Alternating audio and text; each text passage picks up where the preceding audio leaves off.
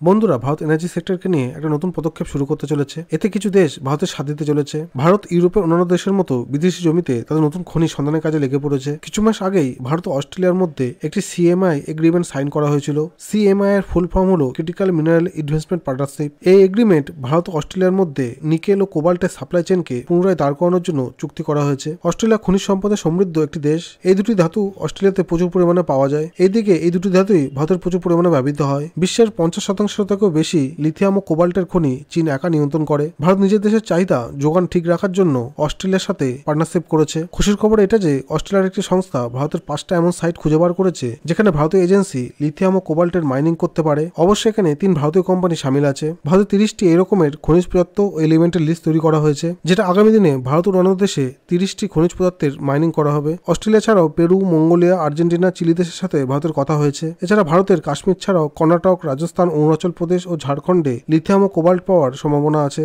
ভারত সরকার আগামী দিনে এইসব খনিজ পদার্থ খুঁজে বার করার জন্য $50 মিলিয়ন খরচ করতে চলেছে। অস্ট্রেলিয়া তাদের দেশের খনিগুলো ভারতকে নিয়ন্ত্রণ করতে দায়িত্ব দিয়ে দেবে, কিন্তু সেসব খনিজ পদার্থ রিফাইনিং কোন দেশে হবে সেটা প্রশ্ন আছে। মনে করা হচ্ছে ভারত যদি চীনের পথেই চলে তাহলে এই খনিজ পদার্থ প্রথমে ভারতে নিয়ে আসা হবে, তারপর ভারতেই রিফাইনিং এর ব্যবস্থা করা হবে। এর ফলে ভারতের রোজগারের সৃষ্টি হবে। চীন এই দুটো পদার্থ গ্যালিয়াম ও গার্মেনিয়াম এক্সপোর্টে ব্যান লাগিয়েছে। চীন এই দুটো পদার্থের 90% একাই এক্সপোর্ট করে। এই দুটো পদার্থ সেমিকন্ডাক্টর চিপ তৈরি করতে ব্যবহার করা হয়। অবশ্য ভারতে এই মুহূর্তে সেমিকন্ডাক্টর চিপ তেমন একটা তৈরি হয় না, তার ফলে ভারতের এর প্রভাব তেমন একটা পড়বে না। কিন্তু আমেরিকা, তাইওয়ান, কোরিয়া ও জাপান এর অল্টারনেটিভ খুঁজতে আরম্ভ করেছে, কারণ আন্তর্জাতিক বাজারে চিপ প্রোডাকশন প্রচুর কস্টলি হয়ে গেছে। ভারত তার লিথিয়াম ব্যাটারি প্রোডাকশনের 80% লিথিয়াম চীন থেকে আমদানি করে। ওইদিকে ভারতের লিথিয়ামের এত ভান্ডার পাওয়া সত্ত্বেও ভারত লিথিয়ামের খোঁজে অন্য দেশেও খনি নিতে শুরু করেছে। তো বন্ধুরা, ভবিষ্যতে কি ভারত লিথিয়াম ব্যাটারি প্রোডাকশনে সারা বিশ্বে লিড দিতে পারবে? আপনাদের কি মতামত কমেন্ট বক্সে লিখে জানান। ভিডিওটি ভালো লাগলে লাইক, শেয়ার ও সাবস্ক্রাইব করবেন।